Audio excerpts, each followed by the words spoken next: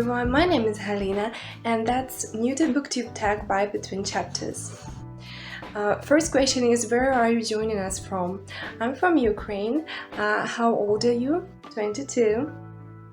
What is the meaning behind your channel name? Well, I guess since my channel name is my literal name, that's not applying here. What types of books do you read or want to talk about here? Well, I read a lot of books and a lot of different types of books, and honestly that's the main reason why I am creating the booktube channel, because I create all the types of challenges for myself and I just do it, silently. And I thought that it would be fun to document my journey and to share it with others, and also have some kind of accountability, because I will need to film a video and edit it and post it, so I will put more thoughts in my process of choosing books, because I tend to choose very random books in random genres that I'm not acquainted with, because I want to read as many books as I can in my life. This thought came to me after reading this kind of scientific calculation of how many books an average person can read in their lives, and there is such a statistic that in general, if you are 20-something and if you're a woman, you can read in your life like 600 more books or something, I guess. Okay, I will insert the picture with the results here. And it made me so upset because there is more than 5,000 books on my Goodreads TBR, and I mean 600 is such a small number for me, and I just decided, to try something different. Who are some of your favorite authors? My favorite authors, mostly all of them, are authors of children's classics. I love Astrid Lindgren, Tove Jansson, Tolkien. He's not a children classic also, but also I like French literature, Victor Hugo, Alexandre Dumas. I honestly feel so nervous. What was the last book you read? Oh, that was The Age of Reptiles. The last book I read was The Age of Reptiles by Ricardo Delgado, which is a silent comics about Age of Reptiles, about dinosaurs and ancient ages where they were living, and it was such an action-packed and beautifully, I mean, I wanted to say written, as you can see on my mouth, but it was not written. There were no texts except for Ricardo's essays on the authors who inspired him to create The Age of Reptiles, but there were no actual speech in the comics, not only because it was about ancient animals, but also because that's the genre of silent comics. There is no text, and it was so unique and so beautiful. I loved it, and it was drawn beautifully. Like, plot was not written, it was drawn, and in such a way that you understand all the emotions and all the struggles that these reptiles are going through, these dinosaurs are facing in their life, the struggle of mating and having their little dinosaur babies in the eggs, because it's so dangerous and so so many of them die and so less of them survived, because the world of animals is very cruel. I loved it, and I loved with how with which honesty, how honest and kind at the same time and loving to the characters Ricardo was. I loved the drawing style, I loved the coloring, but not only first two parts was colored by one artist, but I mostly liked the coloring of the third party, the journey. It was done differently, and then I understood, yeah, that's really different. That's different coloring artist who was working on it, and it's actually, you can see it basically, of course you can see it, but it's just a bit of a different style. And what I also really enjoyed, that how of course there was an introduction to this collection. There were sketches in the end of it that Ricardo was working on while he was creating the book, but I also loved the essays that he put at the end to educate the children who will read the book about his influences in life, about the authors and artists and the creators of cinema and animators and cinema makers who influenced him a lot. And it was such a heartwarming read for me, because I didn't know about this about this classic dinosaur illustrators, and that was truly amazing. I discovered a lot. I googled every name that he was mentioning, and I discovered a lot for myself too. It was the last book I read, and after I finished it the same day, I was invited to Dino Park, and it was such a good experience. I loved it so much. It was, you know, just a great coincidence. Currently reading, well, that's a tough question, because I currently reading, like, in my currently reading shelf on Goodreads, there is like 60 books that I checked as currently reading, because that's my habit. That's how I read a lot of books every year, because that's how I read a lot of books. I just read them at the same time. That's how my memory works, and I know that's not for everyone, but I had no trouble reading one chapter of non-fiction books, then going to 3 chapters of children books, then going to classic literatures, and going to comics, etc., all in one day, all in, you know, like few hours of a day that I can devote to reading. So I'm reading a lot of books at the same time. Right now I'm reading Bottomless Belly Button. Why is that so weird? But that's a weird name of a weird comics.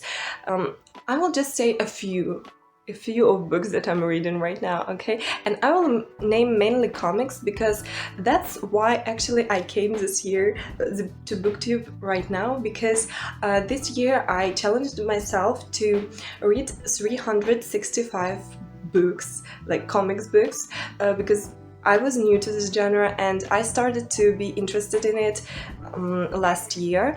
So I decided that I want to know more about it, and I want to experience more comics. So I challenged myself like this, and ideally to the end of this year I will read 365 comics books, so 1 comics book per day. It's easier because I mostly read single-issued comics, because I'm mostly interested in slice of life, romance, fantasy, you know, not superhero comics, not long issues, not comics which contains, you know, 500 issues, but something shorter and sweeter and just, you know, more contemporary, I guess.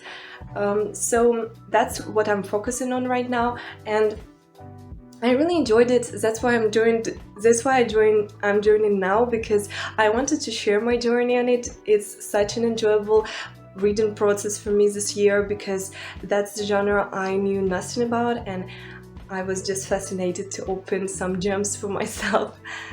Tales of Talguth by Steve Moore.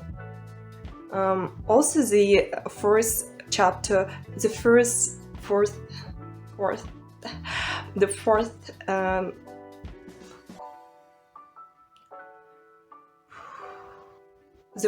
part of Age of Reptiles by Ricardo Delgado, Ancient Egyptians. Oh, an anthology of horror. Patience by Patience.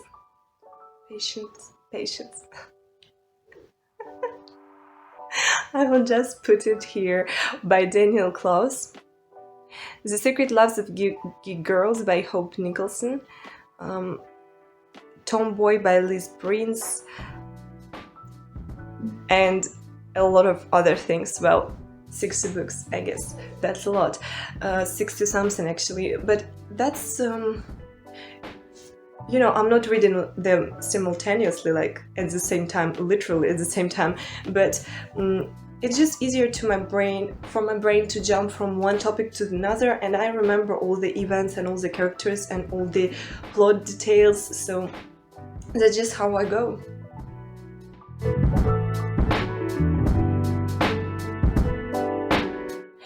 Show us your current TBR pile. Well, I will just, you know, put this screen in here that I have more than 5,000 books in my TBR on Goodreads, and of course that's not all what I want to read. I know, I understand that I will not be able to read it in my lifetime, this many books, but I just add in everything I like. So it's not a real TBR, it's not like, oh, TBR, that's the book which I will be reading next month. I think the books that I will be reading next month, I'm adding to my currently reading list directly. So I guess these 60 books can be described as TBR because they are to be read 100%, but my actual TBR pile is something that I inspired, that I want to be read, that I was agitated to be, because all my favorite YouTubers are such a good reviewers that after watching their videos I'm just adding a bunch of books to my TBR and it becomes longer and longer and longer and there is no end to it. Which do you prefer, hardcover or paperback? So hardcover or paperback? I don't care, honestly. Like, I really don't, because I prefer good content inside of the book, and how the book looks, well, it is important. I will not be a two-faced person here. Of course, when I see some, you know, tasteless book cover, I would not judge the book by it, but I would judge the artist, I will judge the creators, I will judge the publishing house.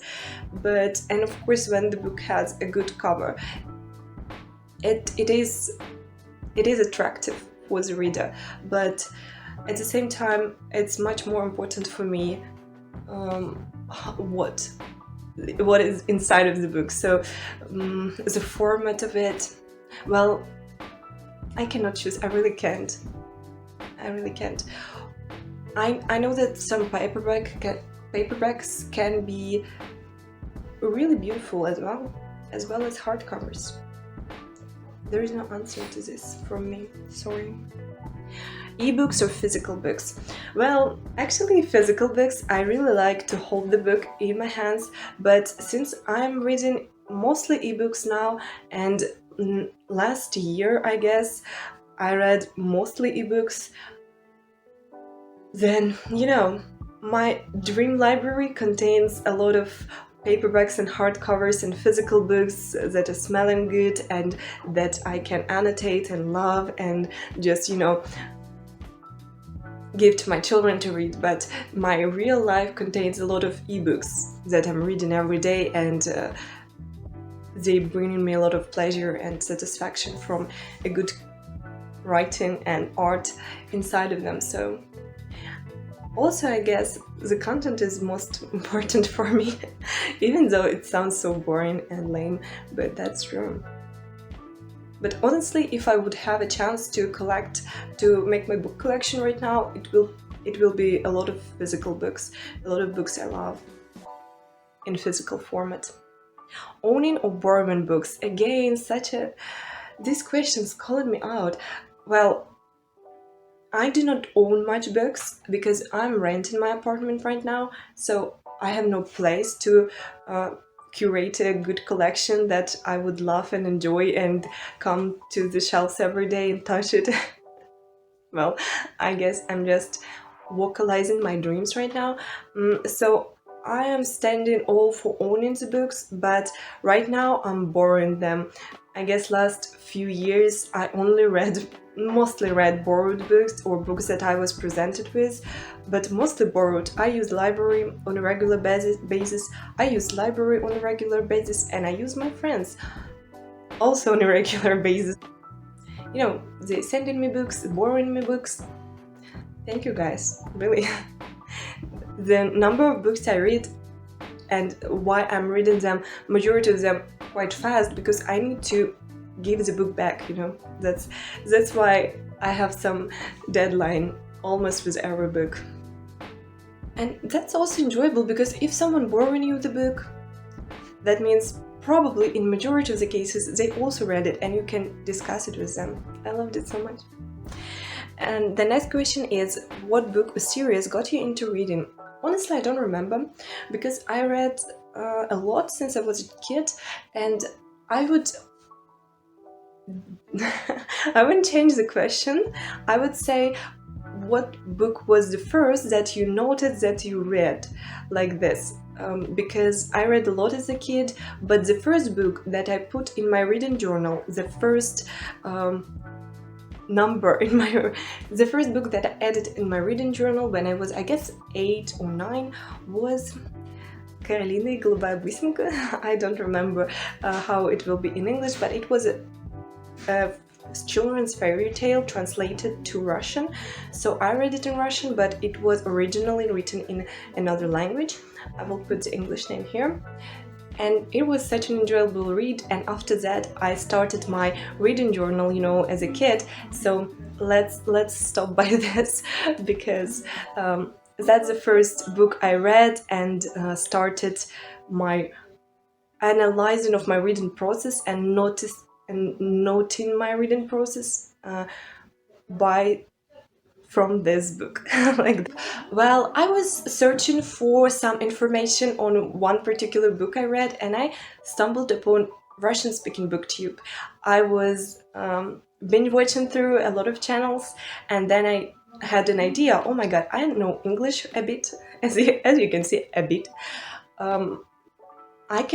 I can probably find the same content in English-speaking YouTube, and that was amazing for me, because Russian-speaking booktube mostly focused on, at the time when I was watching it, was mostly focused on book collecting. As you can see also on a big booktubers, on a big English-speaking booktubers, they mostly do hauls and very small amount of wrap-ups. If you will compare the hauls, the amount of hauls they do to the amount of wrap-ups they do, it will be not, you know, the numbers will not match. And that was what I didn't like in Russian-speaking booktube, because at that time, I don't know how it is right now, but when I last checked it, it was like this, because I'm not interested in hauls, since I'm not buying books, I'm reading them and borrowing them. So wrap-ups are my favorite genre of the booktube videos, and that's what I'm planning to do a lot, because I want to do something I enjoy watching. And since I do not watch TBRs and, you know, something that include books that the person who speak about them didn't read yet, I'm not interested in this type of content. So that's why I was more drawn into some reviewing site, of English-speaking booktube. What challenges do you think you will face with your own channel? First of all, completing my own challenges, because my goals are rather big, and I hope this channel will keep me accountable. But also I'm a bit afraid of editing, because I never tried it, and this video is going hard, honestly, because I'm doing a lot of grammar mistakes, I'm doing a lot of, you know, I struggle with pronunciation a lot, I pause a lot, I'm just sitting, breathing, you know, living my best life with my mouth shut, but it's not a good thing to do in front of a camera. So I know this video will have a lot of montage, and I'm very inexperienced in this, and I'm afraid that it will take a huge chunks of my time, but it's still, you know, I'm discovering something new. I'm excited, but at the same time terrified about it. Terrified and thrilled, if it can be at the same time. I hope. Where else can we find you? Only social media, social network that I use right now is Goodreads, so you can find me. Definitely you should find me on Goodreads. The link is in the description. Gosh, that's a hard sentence, everyone just throwing it around so easily. You can find the link in the description box. I would be really glad to know if there is someone who is still watching this video, who watched it until the end. Please write from which country you are. It would be really exciting for me to read it. Bye!